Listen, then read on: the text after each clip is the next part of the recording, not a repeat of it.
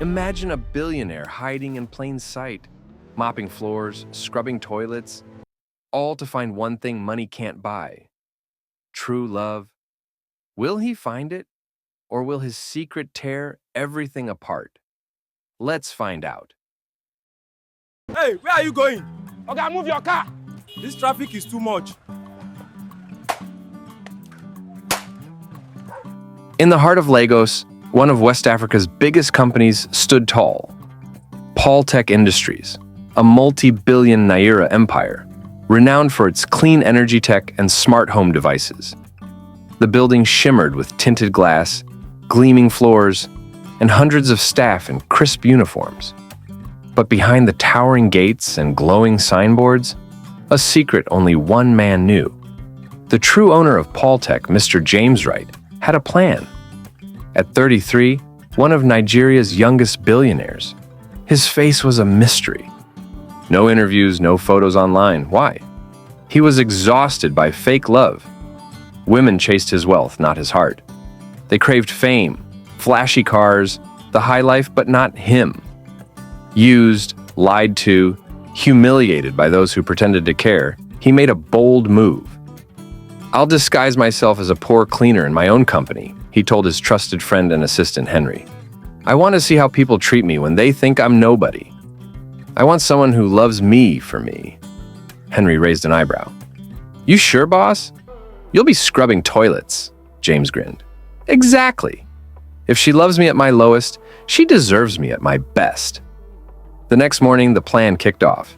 James cropped his hair short, threw on baggy, cheap clothes, rubber slippers, and an old cap. A touch of powder darkened his face, aging him slightly. His voice? Roughened, gritty. Mr. James Wright was gone. He was now John, the new cleaner at Tech. At the staff gate, James approached the security post with quiet confidence. A guard eyed him. "What are you here for?" "I'm the new cleaner," James replied, voice deep, rough. The guard checked his ID, then waved him in. "Report to the janitorial supervisor. First hallway, left." James nodded and stepped inside. The hallways buzzed, staff darting between departments. No one glanced at him. Some looked briefly, then away. No smiles, no greetings. At the janitorial office, he knocked. A woman looked up, name tag, Mrs. Grace, janitorial lead. "You're the new cleaner?" "Yes, ma'am, I'm John." She nodded, no smile. "Your area's the ground floor, hallways, lobby, toilets. Tools are in the storage room. Start now." "Yes, ma'am," James said, grabbing a mop, gloves, broom, and cleaning liquid. The work was grueling. Toilets reeked. Floors were dusty. He scrubbed, mopped, bent over, hands stinging, back aching. But he never complained. Day after day he returned, arriving early, watching everything. Some staff were polite but distant. Others, cold, proud, unkind. Most ignored him entirely. Then, one afternoon in the staff cafeteria, something shifted. James was cleaning a corner when he noticed a young woman eating alone, plain rice from a small container. Her shoes were worn, her handbag patched with thread, yet she smiled warmly at an older cleaner, offering her water. That kindness caught his eye. Her name was Lila, a junior assistant in IT. Quiet, respectful, hardworking, no gossip. As James passed her table, she looked up. "Good afternoon, sir." He froze, surprised. "You're talking to me?" "Yes," she said. "I see you cleaning every day. You work so hard." He smiled. "Thank you. That's kind of you." "May God bless your hands," she said softly. "Amen," James replied. "And yours too." That moment lingered in his heart all day. The first time anyone showed him respect since going undercover. That evening, in his quiet apartment, James sat with Henry, who arrived with food and a grin. "How's the cleaning life, boss?" James smirked. "Tough, but something happened." Henry's brow shot up. "What?" "I met someone. Lila. She looked me in the eye, smiled, spoke with respect." "You think she's genuine?" James nodded slowly. "I don't know yet, but I'm gonna find out. If she is, her life's about to change." The next morning, James returned to Tech with fresh curiosity. He cleaned quietly, but kept an eye on the IT department. He wanted to know more about Lila, not just how she treated him, but how she lived, worked, treated others when no one watched. By mid-morning, Lila passed by, chatting softly with a colleague. James paused his mop to watch. Her steps were gentle, her tone calm, no need to impress. She seemed like someone who'd faced hardship but stayed strong. At lunch, in the cafeteria, she ate plain jollof rice from home, sitting in a quiet corner. An exhausted office messenger passed by. Without hesitation, Lila called him over, offering half her rice. "Take it," she said. "I have enough." James watched from afar. She was different. He finished his tasks early and saw Lila leaving the building. Curiosity pulled him to follow, at a safe distance. She didn't take a car or bike, just walked. Steps steady, light. 20 minutes later, she reached a quiet street with old apartments, entering a neat but worn two-story building. James stood across the road, whispering to himself, "So that's where she lives. Walks to work every day. No car, no complaints." This wasn't an act. She was humble, sincere. That evening, James met Henry. "I followed her today," he said. Henry's eyes widened. "From a distance, right?" "Yeah, she lives in a small apartment block. Walks all the way to work. Gave away half her lunch today." Henry whistled. "That's rare." "I'm gonna do something for her, quietly," James said. "She mustn't suspect anything yet." "What's the plan?" James leaned forward. "First, make sure she never goes hungry again. Find her landlord, pay 6 months' rent, anonymously." Henry nodded. "Done. Also, find out what she studied. Why is she still a junior assistant?" The next morning, Lila arrived at her compound to find her landlord beaming. "Good morning, Lila." "Good morning, sir," she replied. "I was about to call you," he said. "Someone paid 6 months of your rent." Lila's eyes widened. "Who?" The landlord shrugged. "Anonymous? Said your debt's cleared, rent covered till next year." Lila froze. "Are you sure?" "Counted the money myself." "Thank your God. Someone's watching over you." She nodded, tears welling. "Yes, thank you, God." As she walked to work, her heart felt lighter, but questions swirled. Who? Why? At work, during her break in the back hallway, she saw James, still disguised as John. "Good morning, sir," she said warmly. "Morning," he replied. "You won't believe what happened." "What?" he asked, feigning surprise. "My rent was paid. 6 months. No name, no reason. Landlord said it was anonymous." James acted shocked. "Wow, that's incredible. God works in mysterious ways." She nodded, voice trembling. "I wish I could hug whoever did it just to say thank you." He smiled. "I'm sure they feel your gratitude. Maybe you'll meet them one day." She laughed softly. "Maybe." Then, looking at him, "You're different too. Most here don't treat cleaners like people, but you always listen." James shrugged. Kindness costs nothing. Her phone buzzed, and she excused herself. James whispered, "Lila, you have no idea." Days passed, and James couldn't wait for work. Lila was the highlight. Calm, kind, never looking down on anyone. Despite her worn clothes and small lunches, her heart was rich. One afternoon after mopping, James rested in the cafeteria. Lila walked in, saw him wiping sweat, and approached. "You haven't eaten?" He shook his head. "Not yet." Without hesitation, she pushed her food container toward him. "Please, eat. I had something earlier." He was stunned. "I can't take your food." "Please," she insisted, smiling. "I want you to." He looked at her, heart full. "Thank you, Lila. You don't know what this means." She sat beside him. "I've seen how people treat you," she said softly. "They don't know kindness. But you work harder than anyone, never complaining." He paused. "You're the only one who sees me." She laughed. "I see more than people think." They sat in peaceful silence, sharing a moment. But not everyone was like Lila. The general manager, Mr. Carl, was proud, boastful. Fine suits, flashy phones, strutting like a king. Staff feared him. Some women admired his wealth. Lila kept her distance, sparking Carl's curiosity. One day he called her to his office. "You're beautiful, Lila," he began. "Thank you, sir," she replied cautiously. "I've watched you. You're different. Quiet, no begging, no chasing men. Lila stayed silent. Carl smirked. I can give you a better life. I own this company, you know. She frowned. You own Paultech? Of course, he lied smoothly. The name on the paperwork isn't mine, but I control everything. Stick with me and I'll change your life. Better salary, clothes, no more suffering. Lila stayed calm. Thank you, sir, but I'm not interested. Carl's smile faded. You think I'm lying? You don't believe I can take care of you? It's not about belief, she said. I'm just not interested. He laughed coldly. So, you prefer walking to work, wearing secondhand clothes, eating plain food forever. Lila stood. It's better than pretending to love someone for money. She walked out, leaving Carl stunned, angry. From then on, Carl turned cold, piling work on Lila, speaking harshly in meetings. She didn't care, staying strong, smiling. James noticed everything, watching Carl's glares, Lila's dignity. One afternoon in the hallway, he approached her. You okay? She smiled. Yes. You look tired. Just a long day, she said. I saw you give away your food yesterday. You didn't have to. I wanted to, she replied. Giving brings peace. Reminds me I have something to offer. Even when life's hard, James admired her quietly. You have more to offer than you know. She chuckled. You sound like you know me better than I do.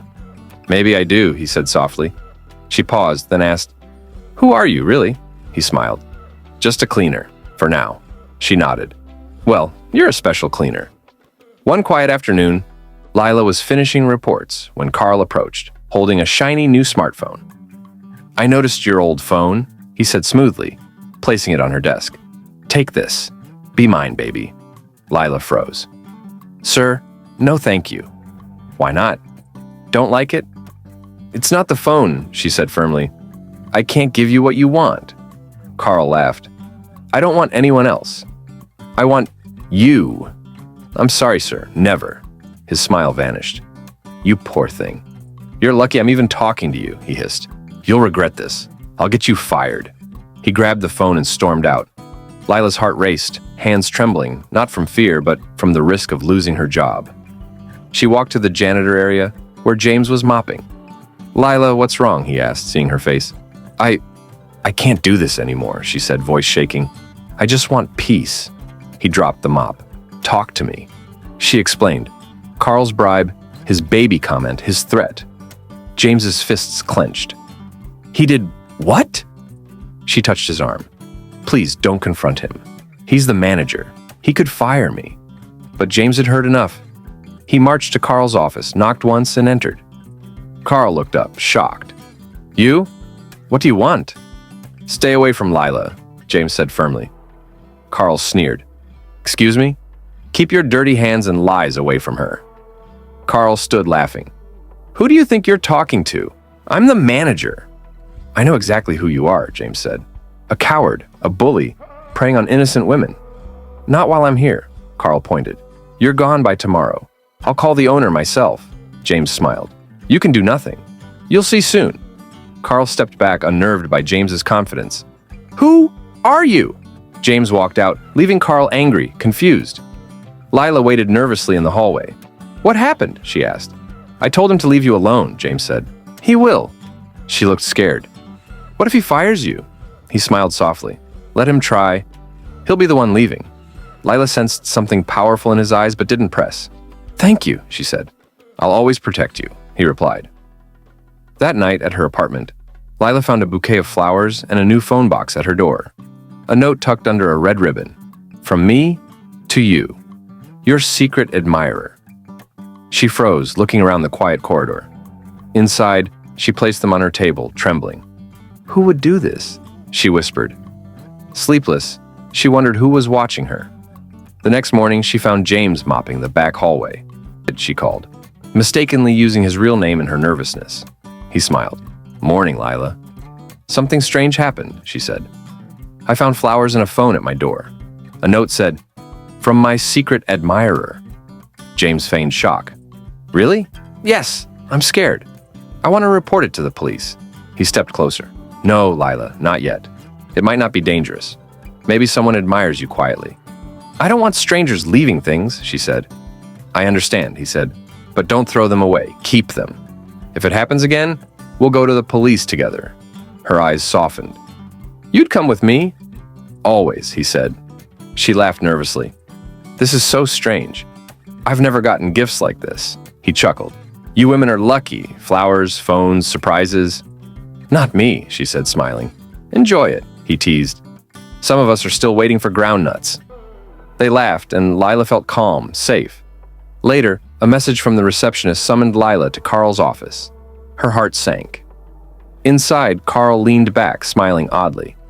"Congratulations, Lila," he said. "You've been promoted." She blinked. "Promoted? Me?" "Yes. Senior technical assistant. Bigger office, better salary, an apartment, a car." Her jaw dropped. "Is this a joke?" "No," Carl said, forcing a laugh. "The boss called this morning. Gave the order." Tears of joy filled her eyes. "Thank you, sir." She rushed out, ecstatic. Alone, Carl's smile vanished. He slammed his fist on the table. "Who's this stupid boss?" he shouted. "Promoting her without asking me? She's sleeping with him, that's why." Enraged, he vowed to get her. Lila ran to James, cleaning glass doors. "James," she called, beaming. "Guess what?" "What?" "I got promoted. Senior assistant, apartment, car." His eyes lit up. "That's amazing, Lila. I'm so happy for you." "I can't believe it," she said, grabbing his hand. "I've worked so hard. Life's smiling at me." "You deserve it," he said warmly. "Get ready," she teased. "I'm gonna spoil you, my friend." He laughed. "I can't wait to eat your money." Their laughter echoed through the hallway. On Saturday, Lila invited Jamesto, her new apartment. Fresh, peaceful, well-furnished. He paused at the doorway. "Wow, this place is beautiful." "Thank you," she said. "I'm still settling in." They talked, laughed, shared stories. Then James sat up, heart racing. "Lila, don't be angry. I need to tell you something." She looked curious. "What?" "I love you," he said. "Not just like you, I love you. I've watched your kindness, your strength. It's not about your job, house, or car. It's your heart." Lila blinked. "You love me." He nodded. "I didn't want to rush, make things awkward. But it's true." She looked down. "I wasn't expecting that. You're my friend and I care about you. But I'm not sure if it's love yet. I need time." He nodded. "Take all the time you need. I'm not going anywhere." She smiled. "Thank you for being honest." They talked as friends, but something had shifted. Monday, Lila returned to work, replaying James's words. "I love you." She liked him, his warmth, his difference, but wasn't sure about love. At lunch, she sat with Sheila from HR. "You've been quiet," Sheila said. Lila hesitated, then whispered, "A friend told me he loves me." Sheila's eyes lit up. "Who?" "James, the cleaner." Sheila dropped her spoon. "Seriously?" "Yes," Lila said. Sheila leaned in. "Be careful. You got promoted, a car, an apartment, and now he says he loves you? Why not before, when you were eating plain rice walking to work?" Lila frowned. "Why didn't he speak then?" "He's a gold digger, Lila. He sees your new life and wants a piece." Lila stared at her food, chest tight. "Don't fall for it," Sheila warned. "I've seen women lose everything to sweet-talking men." Lila couldn't focus. Sheila's words echoed. "Gold digger. Why now?" Doubt crept in. Was James sincere? Days later, she grew distant, her smiles forced. James noticed, feeling the shift. One afternoon, mopping stairs, he saw her pass. "Lila, hi." Her smile was faint. "Hello." She kept walking. He stared after her, heart sinking. That evening, alone, he wondered, did I rush? Did someone poison her mind? Lila sat on her bed, torn. She missed James's warmth, but feared Sheila's warning. He never asked for anything, she thought. He didn't touch the phone or flowers. But doubt lingered. Days later, in the cafeteria, she watched him clean, focused as always. She wanted to talk, but Carl walked in, smirking. "Madam Promotion," he said. "Enjoying the apartment?" "Yes, sir," she replied flatly. He sat uninvited. "I misjudged you. You're smart, cozying up to the boss. If it doesn't work out, I'm here." Lila stood. "I'm not interested. Respect yourself." She walked to James.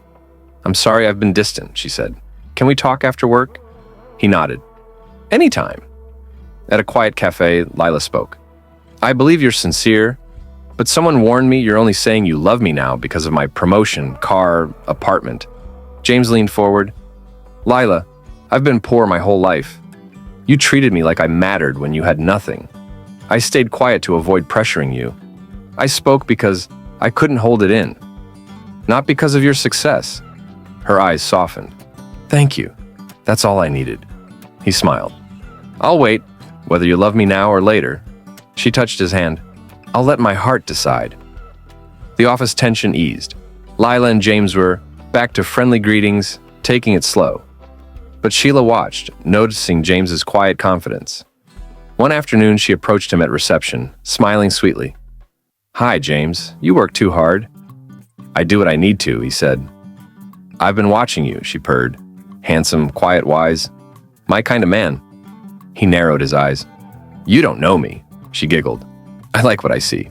So, after calling me a gold digger to Lila, now I'm your type? Sheila blinked. You poisoned her mind, and now you're here? I've changed my mind, she said. James chuckled. You must be very stupid. I know your game. Sleeping with half the management, including Carl. She froze. What? You're a loose woman, Sheila. Stay far away. She stormed off, humiliated. Later, Lila laughed when James told her.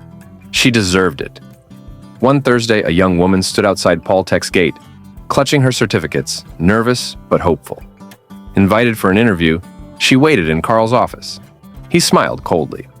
You're beautiful, he said. I can give you this job, but spend the night with me first. Her heart sank. No, sir, she said, leaving with tears.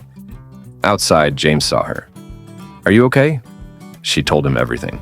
His eyes darkened. Come back Tuesday. If you're qualified, you'll get the job. She stared at his slippers, faded shirt. You? A cleaner? He smiled. Sometimes the one you ignore helps the most. She left skeptical, vowing not to return. Lila's heart grew heavier daily. Every time she saw James, her pulse quickened. His voice made her smile, his gaze made the world fade. Friday afternoon, she found him in the courtyard, wiping sweat. James, I need to say something. He leaned closer. I love you, she said. I've tried to hide it, but I can't. I think I loved you from day one. I just didn't want to seem cheap. His eyes softened. Lila, I've waited so long to hear that. You've made me so happy. I almost believed Sheila, she said, tears falling. But you proved love exists, he whispered. I can't wait to make you my wife. She blushed. And I can't wait to be yours. The next morning, Paul Tech called a staff meeting. James, in cleaner's clothes, stood at the podium. Whispers spread. Carl scoffed. Get this man off the stage. But the head of security stood behind James. The screen lit up with Paul Tech's logo, and a voice announced, Meet Mr. James Wright, owner and founder of Paul Tech Industries. Gasps echoed. James removed his cap and sunglasses. Silence fell. Carl paled. Yes, James said. I've been undercover as a cleaner to see how people act when they think you're nothing. I wanted to know who respects others, not just power. He turned to Carl. You harassed staff, took bribes, demanded vile things from applicants. You're fired. Security escorted Carl out. Lila covered her mouth. James continued. Someone treated me like a human when I had nothing. Gave me food, showed respect, love. He looked at Lila. Lila, come forward. Trembling, she approached. He knelt, opening a ring box. Will you marry me? Tears streamed. Yes, she whispered. The crowd erupted in cheers. Months later, their wedding was breathtaking. Lila glowed in a white dress. James waited with love in his eyes. Their story became legendary. The billionaire who disguised himself as a cleaner and found true love in a humble woman's heart. They ran Paul Tech together, living happily ever after. Dear viewers, what lessons did this tale teach you? Share in the comments if you loved it, and tell me where you are watching from, and I'll select anyone randomly and give a shout out to the person in my next video. Hit that thumbs up, share with friends, and subscribe. Turn on notifications for our next stories. Stay blessed.